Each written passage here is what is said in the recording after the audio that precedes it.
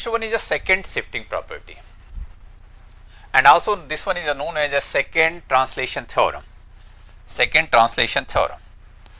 So what is the statement of a theorem? This one is also known as a second translation theorem. Second translation theorem. Translation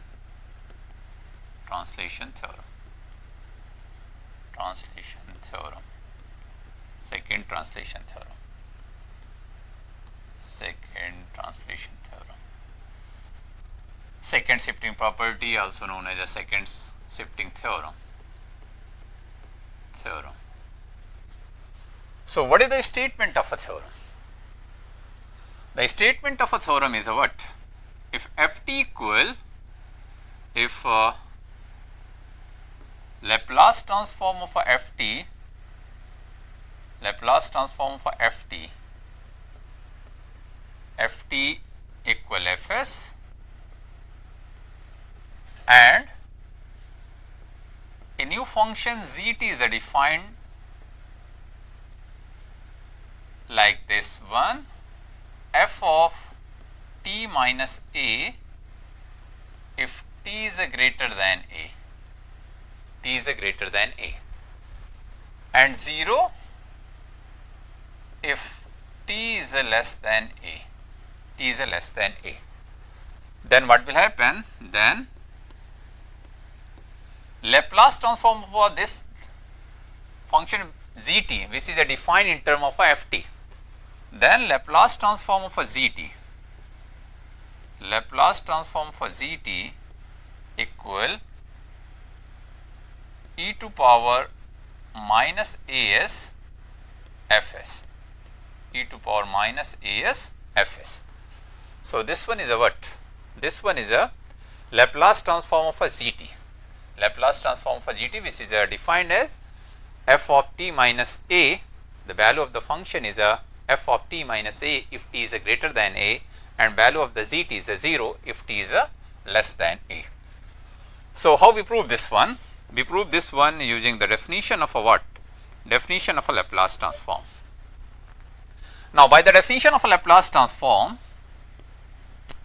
by the definition of a Laplace transform, definition of Laplace transform, Laplace transform,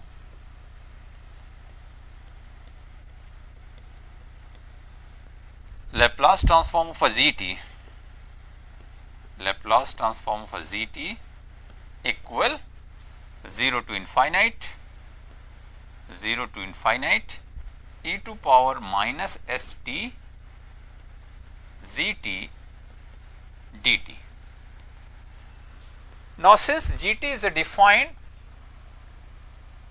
for means gt have two values. One is a f of t minus a if t is greater than a, and if t is less than a, then the value of the function is 0. So we divide this limit 0 to infinite into two parts. First one 0 to a, then a to infinite. Means we write this one as first 0 to a e to power minus st zt dt plus a to infinite, using the property of a, obviously using the property of a definite integral, e to power minus st zt dt, Now we put the values of what? For 0 to a the value of a zt is 0, and for a to infinite the value of a zt is f of t minus a. So here we put 0 and here we put what? F of t minus a. So in the next phase, what we will write? Laplace transform of a zt, Laplace transform of a zt equal 0 to a e to power minus st into 0 dt plus a to infinite e to power minus st in place of a gt we write what? F of t minus a dt, t minus a dt. Now this expression become what? This expression, this becomes 0. So this become e to infinite e to power minus st f of t minus a dt, t minus a dt. Now we try to write this expression in a standard form of a definition of a Laplace transform, means we try to write in term of a ft. Here we try to write in form of ft or fu or fp like this one. So here we assume that let t minus a equal u, t minus a equal u, changing the variable from t to u. So what is the dt? dt become du, du. Now what is the lower limit? If we put t equal a, lower limit, how we find the lower limit? We put t equal to a here. If we put t equal to a, then a minus a become u, and this become what? U equal 0. So what is the lower limit? Lower limit become 0. And what is the upper limit? Upper limit we put what? T equal to infinite. So infinite minus a equal to u. So this one equal to what? This one equal to infinite. So what is the upper limit? Upper limit equal infinite. So lower limit, now this expression become what? Lower limit becomes 0 and upper limit become infinite. And in place of a t, what we write? T become u plus a. So this become e to power minus s. In place of a t we write what? T equal what? T equal a plus u, a plus u, a plus u, and ft become t minus a become u, fu, and dt become du, dt become du. So now e minus sa, this can be written as 0 to infinite e to power minus sa into e to power minus su fu du. So e to power minus sa is a constant. So this may be taken outside from the integration. So this become e to power minus sa 0 to infinite e to power minus su fu du, du. Now by the definition of a what? By the definition of a Laplace transform, this is a what? This is a nothing is Laplace transform of a what? Fu. So either we write the variable u or t, doesn't matter. If here we put u equal to, so this become e to power minus st ft dt, and limit remains unchanged. So this one is a nothing is Laplace transform of a what? Laplace transform of a ft, Laplace transform of a ft or Laplace transform of a fu. And here in a theorem we assume that Laplace transform of a ft is a capital Fs, capital Fs. So what will happen here? Here we put what?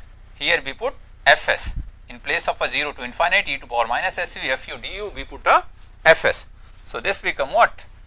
E to power minus as capital Fs. So this one is a proof of a theorem, proof of a theorem. So very simple, just we use the definition of a Laplace transform, and using some property of a definite integral, means we change from one variable to another variable t minus a to u, then simplify, then be able to prove the theorem. So what is the theorem? Theorem is a, if Laplace transform of ft is Fs and gt is a defined in term of a f like this one, then Laplace transform of a gt is a e to power minus as Fs. Now we solve some numerical problem based on a second shifting property. In order to save the time, already here we write a what?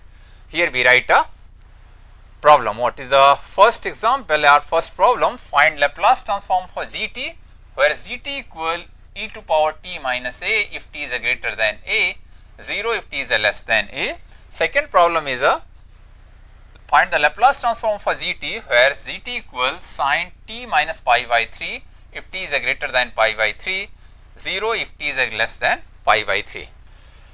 So, in order to find out the solution, first there is a need to define a ft. Not need to define ft means extract the value of ft from the gt. So, we know the second shifting property. What is the second shifting property? So, for sake of a simplicity, here first we write a second shifting property. So, what is the second shifting property? Second shifting property is if Laplace transform of ft equal fs and gt equal f of t minus a if t is a greater than a, 0 if t is a less than a. Then Laplace transform for gt equal e to power minus as fs. So, now if we compare the gt, this expression gt, this expression with first problem, So, what is a here not a f capital F, this one is a small f. So, f t minus a is a e to power t minus a, So, what is the f t? So, if t minus a, here t minus a e to power t minus a, so on comparing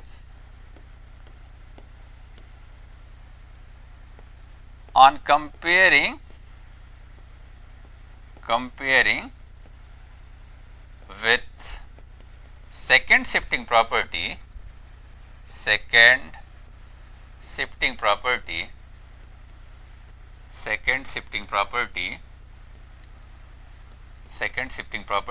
what is ft? ft is e to power t, because if ft equal e to power t, then ft minus a become e to power t minus a. So, what is the value of a? A is a here, a is a. So, what is the Laplace transform for ft? Now Laplace transform of ft equal Laplace transform of e to power t, and we know that Laplace transform of e to power at is a 1 upon s minus a, here a is a 1. So, this become 1 upon s minus 1, Laplace transform of e to power t become s minus a. So, now Laplace transform for gt is a what? Gt is a, now using the second shifting property, Laplace transform for gt become e to power minus as fs, and Laplace transform for ft is denoted by what? Capital Fs. This one is a capital Fs. So, Laplace transform for gt become what? Gt become e to power minus as. A is a what? A is a here. So, e to power minus as, and fs is a what? 1 upon s minus 1. So, what is the answer? Answer is a Laplace transform of a first gt is a e to power minus as upon s minus 1. This one is the answer. Similarly, if we try to solve second problem in a similar manner, means once we compare the gt with this one, sin t minus pi by 3.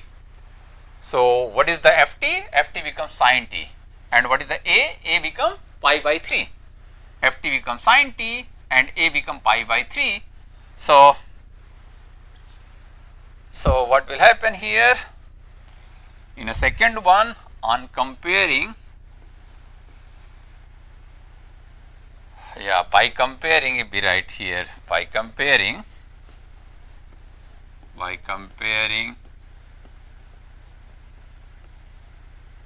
with zt equal ft minus a, if t is greater than a, 0, if t is less than a, we get what? We get ft. We get ft equal sin t, and now Laplace transform of a, now we know that Laplace transform of a sin t is a what? Sin a t is a upon s square plus a square, here a is a 1. Now Laplace transform of a ft equal Laplace transform of a sin t, this one equal 1 upon s square plus 1 square, this become 1 upon s square plus 1. Now using the shifting property, second shifting property, Laplace transform of a gt is a what? Gt is a Laplace transform of a gt is a Laplace transform for gt equal e to power minus as fs, and here we denote this one equal to what? This one equal to Laplace transform of ft equal fs. So Laplace transform for gt equal e to power minus as fs. Now what is the value of a in a second problem? The value of a is a pi by 3. The value of a is a pi by 3. So here we write what? E to power minus pi by 3 into s into 1 upon s square plus 1.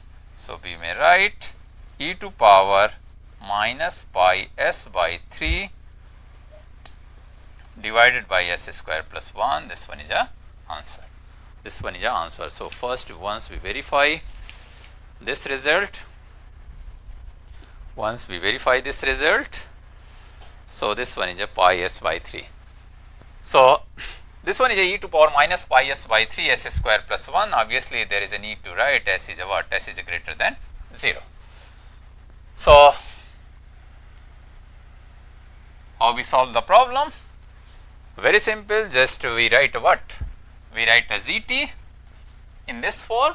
Once we write a gt in this form, then we are able to find out the value of ft. Once we find the ft, then find the Laplace transform of ft.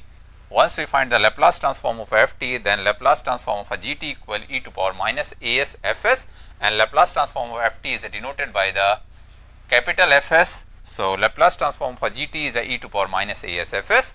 So from the problem, first we extract the function ft and the value of a. Once we find the ft from the gt and a from the gt, then using the second shifting property, Laplace transform for gt equal e to power minus as into fs, where fs is a Laplace transform for ft. Once we find the ft, then find the Laplace transform for ft using the Laplace transform for elementary function. So in this way, we able to find out we able to solve the numerical problem based on a what? Based on a second shifting property. So this one is all about this lecture. In the next lecture, we discuss some more property of a Laplace transform, like change of a scale property. If we multiply by t in any function, then how we find the Laplace transform. If we divide by t any function ft, then how we find the Laplace transform. Similarly, how if we have a Laplace transform of ft, then how we find the Laplace transform of a derivative of ft. And if we have a Laplace transform of ft, then how we find the integral of a Laplace transform for integration of ft. So I hope you enjoy this lecture of a series of Laplace transform. Thank you joining my lecture. Thank you very much.